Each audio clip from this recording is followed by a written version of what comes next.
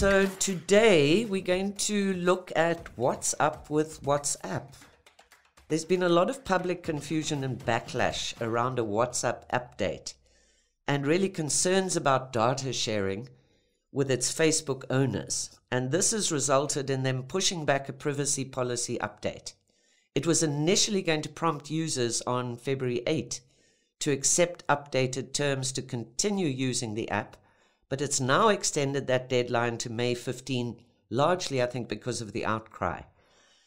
WhatsApp, I think we know, is widely used in Namibia and further afield, but many, perhaps most people, don't read the small print when they sign up.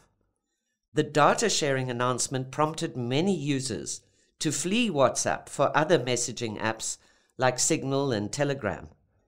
But it's a complex issue for most users, including myself as a non-user of Facebook. So here today with me to help us understand this in the context of data protection in general and the power of big tech, more specifically, is Frederico Links. Frederico chairs the Action Namibia Coalition, and he's also written extensively on the subject. I'm Gwen Lister, your host of this 23rd podcast of the NMT's Free Speak podcast series, in which we talk about all things media. So welcome, Frederico, and thanks for making time to discuss this very important issue.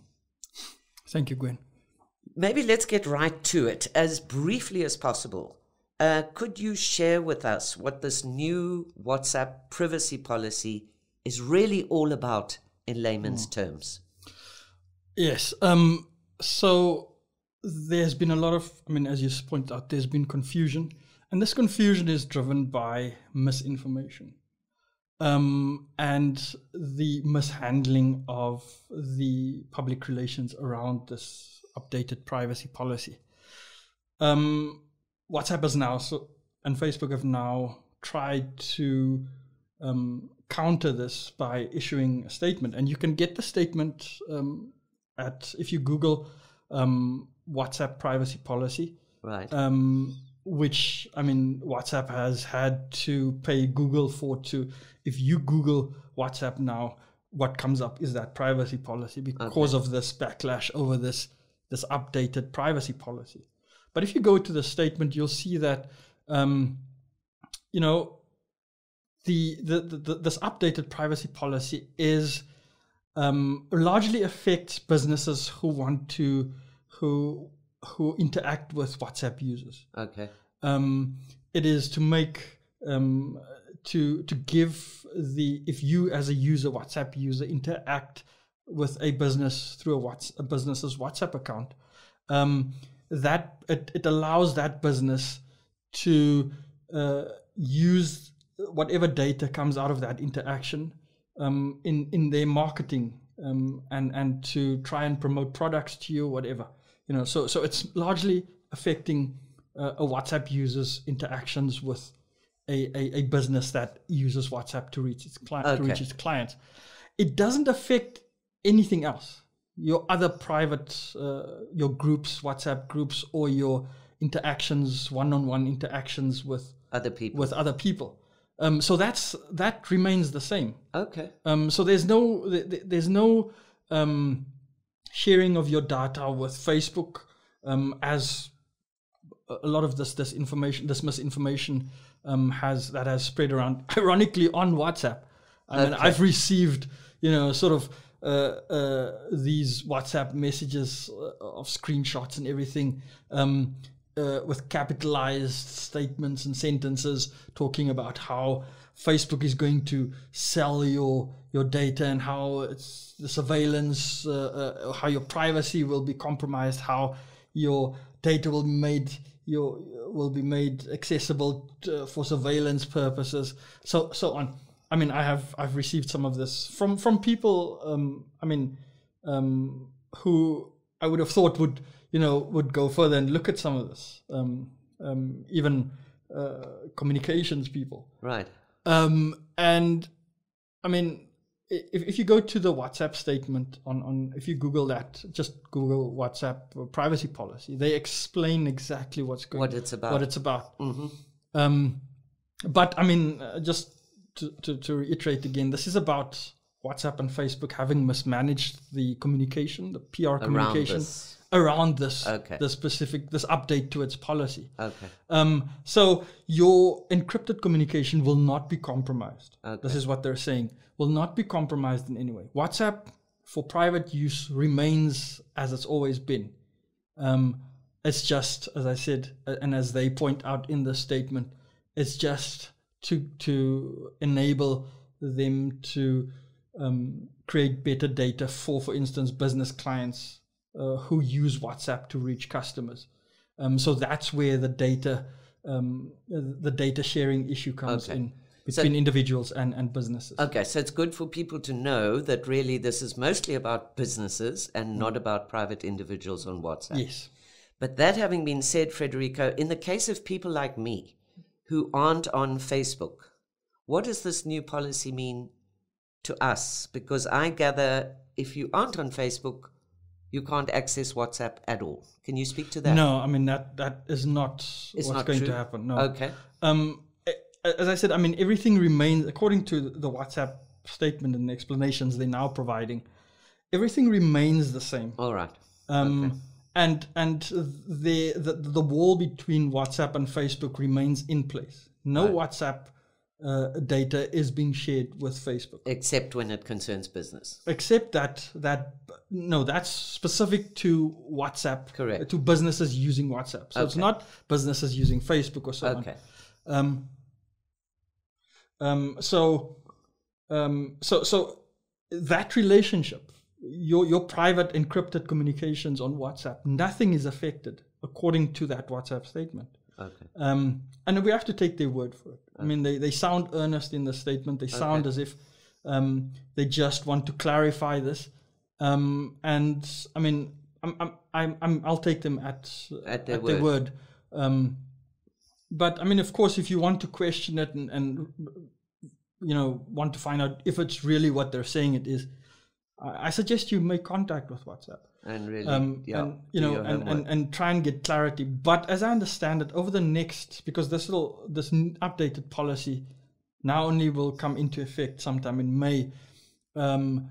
So I fully expect WhatsApp and Facebook to use the next few months to roll out an extensive communication to explain more properly campaign to people around what is busy happening, right? Why this is happening, to follow on from the statement they've already issued and the FAQs they've put online, the frequently asked questions that they've received around this and the answers they've provided.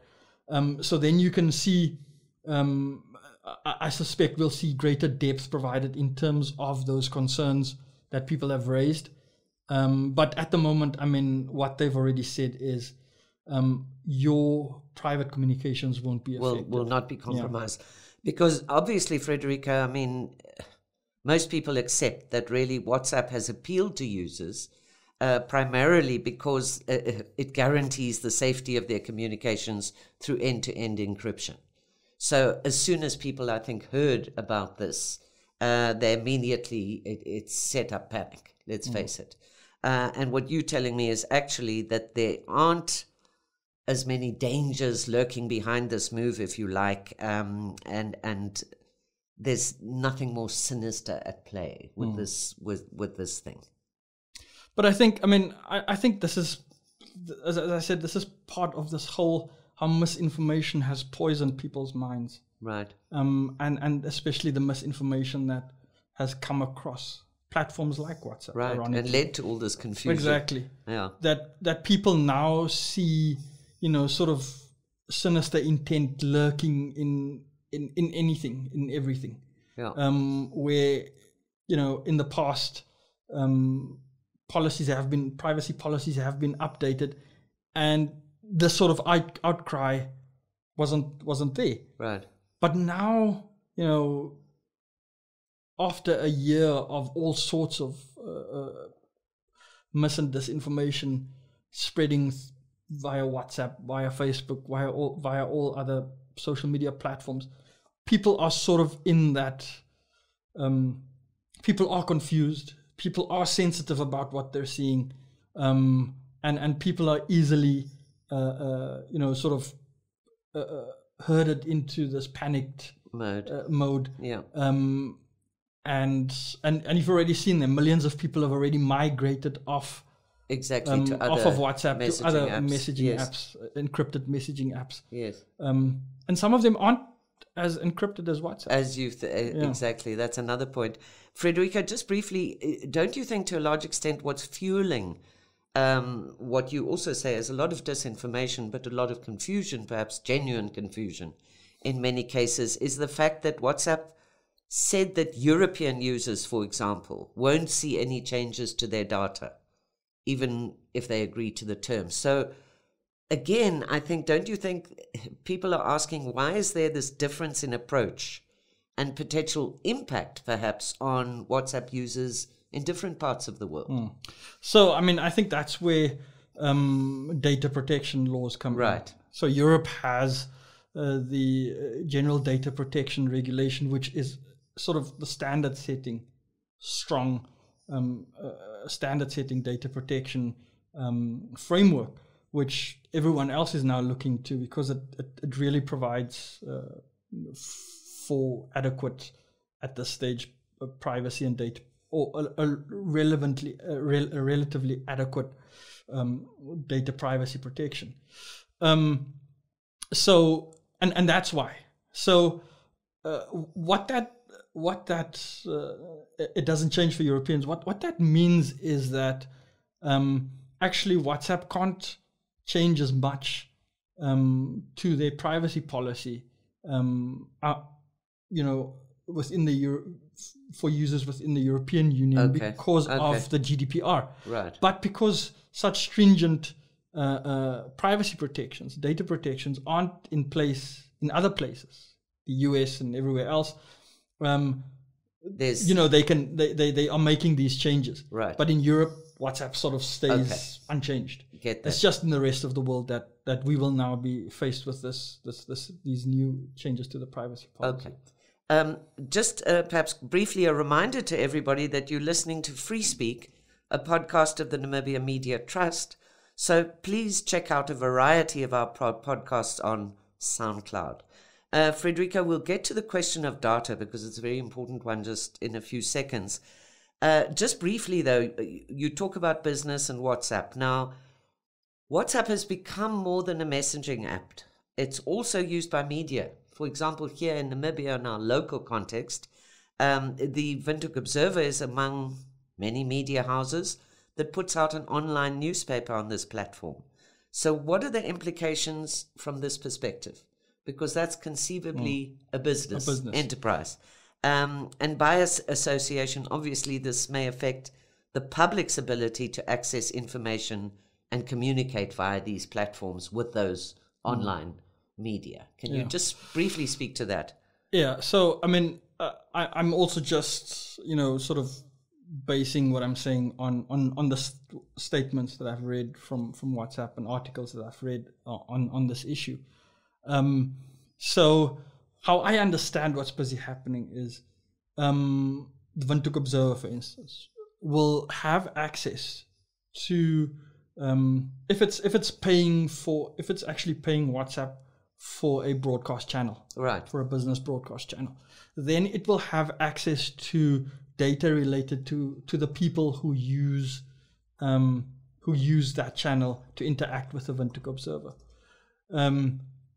So and to what the data points are that these businesses will have access to, I can't say. Okay. We'll probably hear statements about this going forward from WhatsApp and Facebook, but it's as I understand it, it's meant to allow these businesses to have a more efficient to have a more efficient channel to be able to monetize, to make money off. Okay. And for WhatsApp also to then monetize these relations, and to provide sort of in the vein of Facebook's efficient use of your data to sell to the way they do. Absolutely. Yeah. To businesses to generate ads and ad revenue. Okay. I think it's the same sort of thinking, how to more effectively monetize WhatsApp and the business channels to generate revenue for the platform, for this messaging platform. So that's what I think. But that's what I think is busy happening. There's a drive for Facebook to generate more revenue out of this out of the WhatsApp enterprise. And I mean, in itself, that's not anything sinister. Probably okay. And it's to allow the people the businesses who buy these channels, who buy into these platforms, and use them for business purposes, for promotion and marketing, and generating income as well. Okay.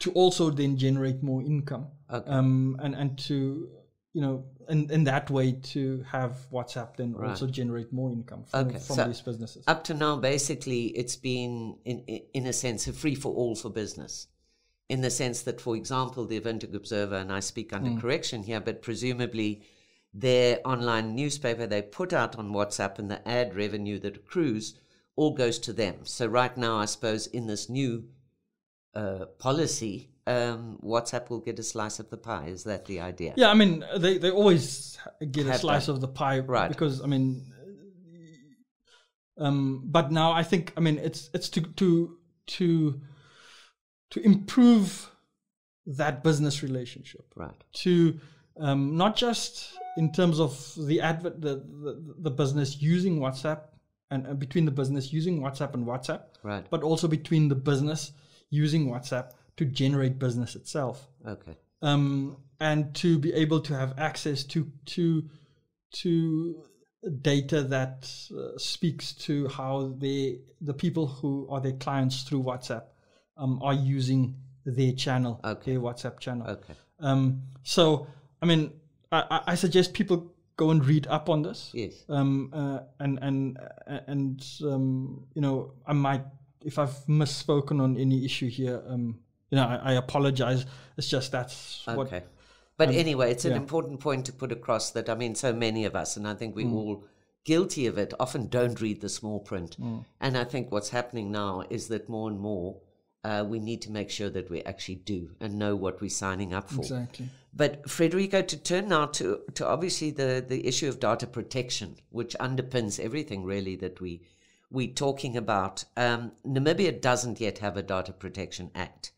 Now, I think I can say, you as chair of Action Namibia Coalition, one of the successes of Action was the fact that we managed to split off the Data Protection Act or bill from the Electronic Transactions Act. And Cybercrime Bill. Exactly. So we basically got government to agree to a standalone law on data protection. When we get such a law, perhaps in the course of this year, who knows, how is this going to impact the situation re WhatsApp or any other social media for that example? What do you think? What's going to be the benefit to Namibians in terms of their data privacy by having this act in force? Well, I mean, it's sort of having a data protection framework will put the issue of how you conduct yourself online sort of front of mind for most people, because now people will have to take an active interest in who's got access to their data, right? What sort of data is being gathered, and how is it being stored, how is it being processed, that sort of thing. And that's something that has been sort of missing from public discourse in Namibia up to this point. Absolutely. People aren't clued up about the whole issue of data and the use of data and who's got access to it and the protections, the safeguards. This has largely been a global north, sort of a Western discussion. Absolutely. Because data is economics. Right. Data is human rights. Data is a lot of other things. And in these parts of the world where we're still struggling with basics and trying to get to grips with issues that are still sort of 20th century, issues around internet regulation, issues around internet governance, issues around data, and freedom of expression, and all these other issues online haven't really become sort of serious public concerns. Yes. And now with the whole issue around, and what this WhatsApp episode actually, I think, has awoken people, Absolutely. a lot of people, to start thinking about the issue of data safeguards. Which is a good thing. Yes. Right. So this is a good thing, even if it was misinformation that brought a lot of people to this point. Surely, yes. What I see out of this is a positive, because now a lot of people are starting to think about, hey, wait a minute, what is happening to how I live my life online? Absolutely. Who has access to this? Who can see this? And what does this mean for me? So now people are becoming aware of data, and what their data, that their data actually has value, and not just in terms of monetary value. So now people are taking an interest, and hopefully that that will spur people on into thinking about, so what sort of safeguards are on the table now. Right. The process of drafting a data protection law for Namibia is, as I understand, is in its final stages. There is an initial draft document out there. Right.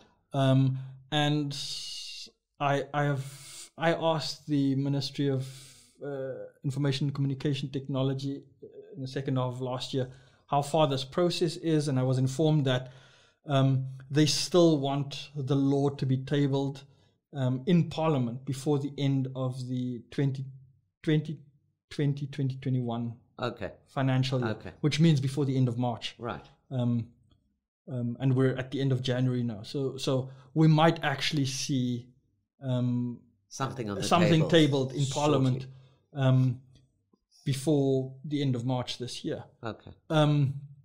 So, although I think that might be unlikely, but I mean the possibility is there. But I definitely think something might be tabled in 2021 at some stage, sort of maybe in the second half at the latest. So we might actually see a data protection law. And in 2020, online consultations were held. I was involved in some of them around data protection. So the Namibian draft is based on the EU's GDPR, General Data Protection regulations, and it was largely the initial document that we had access to was largely drafted by Swiss-based consultants who've worked with other countries on data protection. Okay, and so it's a progressive. Yes, so it is actually and it's important to remember that we are also, Namibia is one of the only 5 signatories to the African Union's Convention on Cybercrime, on Cybersecurity and Data Protection. Okay. Of 2014. So far, only 5 countries have actually ratified a positive it. Thing. Yeah. Yes. We ratified it, I think, in 2018, 2019. I'm speaking under correction. So, and that actually sets, quite appropriate standards for, in my view, for data protection going forward. So it's a good thing. Okay. And so we are well on the way to actually having something in place, and could see something being tabled in Parliament this year. Great. So 2 things that I see flowing out of that, Frederico, is the first thing obviously is we talk about data protection, but what does it mean to the majority of our population? So it's important before or after this law is promulgated, obviously, to make people aware of the importance of their data and privacy and issues around that. But in the meantime, I guess you join me and probably warn people, in the absence of such a law, and let's hope the cynic in me is raising its head, but I'm hoping it's not going to take as long as the Access to Information Act, which has been promised for years and we still haven't got it. So let's hope, because there is obviously a need for this law, that in the interim, that people really need to take more time to make themselves aware of what they're signing up for, and not just simply, as I say, go to Signal or Telegram or WhatsApp or any other social media platform without really reading the small print and being aware of these things. So possibly that's a good thing. But finally, Frederica, and we're running out of time, but I can't let you go without really asking you about something that leads people to have more concerns about, given this situation. And that is the power of big tech. And this big tech putting themselves in the position of judge, jury, and executioner, so to speak. And really, just finally, do you think we in Africa are just hopeless and helpless pawns in the hands of big tech? And what can users do to really just, with regard to any kind of social media or online messaging service, whatever it may be, that they can really make their needs felt and communicated? We seem to be overlooked in the bigger scheme of things. Some final thoughts on that? Yes, I mean, I think that is an accurate assessment. That, I mean, we are sort of at the periphery of, the global big tech thinking. And that's because they don't really make money in Africa. Facebook doesn't really make money in Africa. Twitter doesn't really make money in Africa. So you're always going to listen, if you're those big technology firms, you're always going to listen to the markets where you make your money. And that's why they are quick to react, for instance, when Europeans or the US or whatever the US does anything. Or say markets in South Asia, India, and so on. Correct. Have complaints, and even those ones are complaining about the lack of response when they engage with for instance Facebook, for instance. Absolutely. About issues regarding Facebook, and I mean. But that's where they make their money. They make their money in these big markets, and those are the markets that they're going to respond to. Yes. I mean, so we have to think when we're considering these things. We have to think about it this way.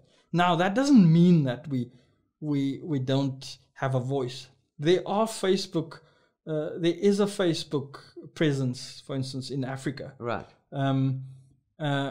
And there is a WhatsApp presence supposed to be in and Africa. Google, I believe, as well. Yeah. And they're based in South Africa. The Facebook person is also the Facebook people are also based in South Africa, I think. But they have West Africa, East Africa offices as well. So I mean, there are ways that we can, and there are organizations here in Namibia, for instance, through which we can interact or use as platforms to get our concerns across as well. Yes. I mean, within the Action Coalition, we also have people within our broader networks who, are involved in Facebook projects or who are in Facebook. I mean, some of my contacts are employees of Facebook, where we can interact with people, but we need to have a more structured way more of doing formalized. I agree. There needs to be, an individual can make a complaint to Facebook, and it can be ignored. And this has happened to me as well around disinformation, where there's clear disinformation, or a clear scam or something, and they don't respond to that. So there needs to be sort of a more formalized and a consumer-based, group that can escalate people's concerns to Facebook regionally, for instance, or Google regionally, or so forth. Yeah. So that needs to be there, and I think incidents such as these sort of, bring that to light, that something like this is missing, not just in Namibia, but all other countries as well. Yeah. But we also need to have these sorts of platforms where people can raise concerns with regard to how local big companies, for instance, our telecommunications service providers, use our data and what they do with that data, because they're rolling out all sorts of innovations that speak to data usage and data mining and that sort of thing. Right. And we don't know who they're selling it to. They're passing it around amongst themselves, the banks, the telecoms companies. Yeah. And the your average consumer is not part of that. Don't see what's happening in this local ecosystem. Right. And we need that sort of organizing around, firstly, locally, how our data is being used, and then also how, from there, how our data is being utilized beyond Namibia's borders, Exactly. sort of out there in the cloud and globally and so on. What is generated from this? Right. So these are issues that, I mean, it there's starts a lot with also conscientizing people about this. And as you say, definitely, I mean, I feel very strongly there's a big need for Africa in general to hold the Facebooks and the Googles and the Twitters and everyone else and the big tech in general to account. Exactly. I mean, we may not be the biggest market in the world, but we count. And you can see so often on the few social media apps that I'm present that most of the decisions being made are made for those bigger markets in the US and in Europe, and there's no real thinking as to how this may impact us in Africa. Exactly. If I think of the measures put in place around the American elections, for example, would they be even thinking about that in our context? So again, maybe you find the US Congress can demand that the Facebooks and so on of this world have to account before Congress. Maybe our government and our governments in Africa should start demanding the same, so that we know where we are as we go forward in terms of data protection. As you say, a bigger groundswell of people taking more interest in what is happening around their data and holding big tech to account, but also those other companies here which are similarly taking our data and using it and almost without question. Yeah. So Frederica, a last thought on that, and then we'll... So I think all of what you just said speaks to a lot more transparency. Absolutely. Around how people's data is being used, right. Who's got access to it, whether it's governments or so on. So, I mean, African governments are constantly, and this is what, a lot of human rights defenders in the digital spaces have already, there've been a lot of reports on this, how African governments are looking at content regulation online. Right. And it's to stifle, a lot of this is about stifling political expression. Correct. So we also need to have a clearer picture of how regional governments are interacting with these tech companies and what these tech companies are allowing absolutely our governments in terms of exactly content, so all of this speaks to transparency from big tech, from governments, and these are things that, and more awareness on the part of users. Exactly. Yes, so rights. These are things we need to start taking an interest in, because more and more we're living our lives online. Exactly. And we're living our lives on WhatsApp and Facebook and other social media platforms. And so we must guard those rights very closely in that space. And I don't foresee, even with this, what's happening now around WhatsApp. I mean, I think most people looked at this issue and said, okay, I'm just going to accept this, because I've got so much of my life there on that WhatsApp. I don't want to lose I'm not it. going to migrate somewhere else now, take all of that. So, and I saw an article last week about that was in an international platform that said, most Africans have looked at this stuff and said, we can't, because most people in our countries, they only have WhatsApp. Right, exactly. So this is my point about why so it's a discussion. we don't have the choice that they have in the US or the UK or Europe and other places. So much of African life is lived through WhatsApp that we're not going to migrate anyway to Signal or Telegram or wherever. Whatever the conditions are, and that's the point. We're just going to accept this. Exactly. Even if we're misinformed about them. Okay, so they're going to use my data for sharing on Facebook, whatever. So what? My life is here on WhatsApp. So, but we need a lot more transparency. That's the point. We need a lot more transparency, and we need to be, we need a lot more awareness raising, and we need to have a lot more accountability. At the end of the day, right. for what's happening in this space and going forward, especially. So especially with new technologies that are more invasive and so on, Absolutely. and require more data from us all the time. Yeah. There has to be a lot more transparency and accountability. And I think that's where a data protection law comes in right now at a very opportune moment that provides people with that platform to start thinking about these issues seriously. Okay. So awareness of rights, transparency, all these issues, very important, and do your homework. I think, Frederica, that's a good way to end it. And thank you so much for this discussion. I think it's been very fascinating. It was a pleasure, Ben. Thank you.